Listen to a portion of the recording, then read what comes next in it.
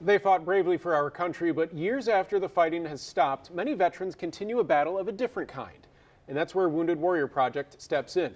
Wounded Warrior Project is investing $100 million in evidence-based care for veteran mental health and brain injury resources through their Warrior Care Network. And we're pleased to be joined by Jenna Malone, a military spouse from Stark. Jenna, good morning. How have these mental health resources affected your family? They've changed our lives. We were at a point where we were stuck and we needed help, and they've given us the tools to move forward with our lives. Oftentimes we hear about a stigma surrounding soldiers who admit that they need help. What were your husband's struggles like? Really, he just had a hard time getting through the day. He came home from Afghanistan with a traumatic brain injury, PTSD, and a broken back, and so we were dealing with a lot of symptoms. He had over 15 surgeries in 5 years, and he was having trouble just getting out, spending time with our family, and just it really affected our whole life. I imagine coming back, he may have looked like the person who left for war, but how different was his disposition in terms of just a personality and daily interactions with him? It completely changed him. From the outside, he looked the same, but he was having trouble sleeping, anger outbursts, hypervigilance, panic attacks.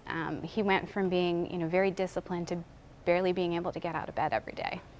What type of activities did you guys go through? Describe sort of the actual resources that you took part in. Yep. So before Warrior Care Network, he tried a myriad of different treatments and therapies, from EMDR to talk therapy, and nothing really seemed to work. And so when we found Wounded Warrior Project and Warrior Care Network, it was finally a treatment that stuck and helped him to move forward. And they used cognitive processing therapy. It was something new that he hadn't tried. And it was 3 weeks of intense therapy that really pushed the needle forward, so to speak. This $100 million investment will bring Wounded Warrior Project's investment in the Warrior Care Network to $336 million. And that does allow families to participate in the Warrior Care Network. Have you spoken to other families who have also taken part in these resources? Yes, and we've found a lot of military families struggle with finding care and finding care that's effective. And so when I had heard about other families having a good outcome with Warrior Care Network, I thought it was worth us taking the leap and trying it. And unfortunately, there are veterans who are suffering in silence right now. What is your message to those veterans and their family members about what they can do to maybe just get back on the right track? I think the biggest part is to not lose hope, that there are treatment programs that can help, and my husband and I are living proof that there are programs that help.